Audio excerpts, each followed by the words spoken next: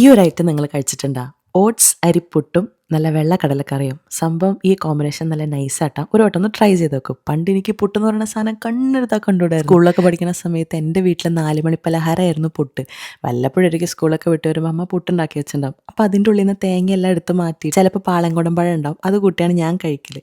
ഇതൊക്കെ കഴിഞ്ഞ് കല്യാണമൊക്കെ കഴിഞ്ഞ് കെട്ടിയവൻ്റെ വീട്ടിൽ ചെന്നപ്പോൾ ഈശ്വരാ, അവിടെ പുട്ടിൻ്റെ ഒരു സംസ്ഥാന സമ്മേളനം. പുട്ട് വിത്ത് കടലക്കറി, പുട്ട് വിത്ത് പഴം, പുട്ട് വിത്ത് പുഴുങ്ങിയ പഴം, പുട്ട് വിത്ത് പപ്പടം, പിന്നെ പുട്ട് കടലക്കറി പപ്പടം പഴം കോമ്പിനേഷൻ ആൻഡ് അതിൻ്റെ ഇടയിൽ ഒരു ലഡു ആൻഡ് ജിലേബി.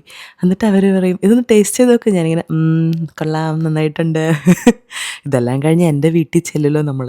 അപ്പം നമ്മളിങ്ങനെ അമ്മയുടെ ബ്രേക്ക്ഫാസ്റ്റ് ആയിരിക്കില്ല, അമ്മച്ചിയുടെ ബ്രേക്ക്ഫാസ്റ്റ് ആയിരിക്കില്ല. ഉറക്കെല്ലാം കഴിഞ്ഞ് ഇങ്ങനെ എണീറ്റ് വരുമ്പോൾ അമ്മച്ചി പറയും, മോളെ ഇന്ന് അവന് ഇഷ്ടമുള്ള പുട്ടാ ഉണ്ടാക്കിയേക്കണേ. വാവ്, സബാഷ്.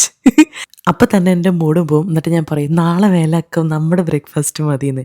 പുട്ടായിട്ടുള്ള യുദ്ധം കഴിഞ്ഞിട്ടില്ല, ഇനിയുണ്ട്. കെട്ടിയവൻ്റെ വീട്ടിൽ പുട്ടിന് പറയും പിട്ട്, എൻ്റെ വീട്ടിൽ പുട്ടിന് പറയും പുട്ട്. പിന്നെ അതും തമ്മിലൊരു അടിയായിരിക്കും. അപ്പം നിങ്ങൾ പറയും ശരിക്കും പുട്ടിനെ പുട്ടെന്നാണോ പിട്ടെന്നാണോ പറയുക?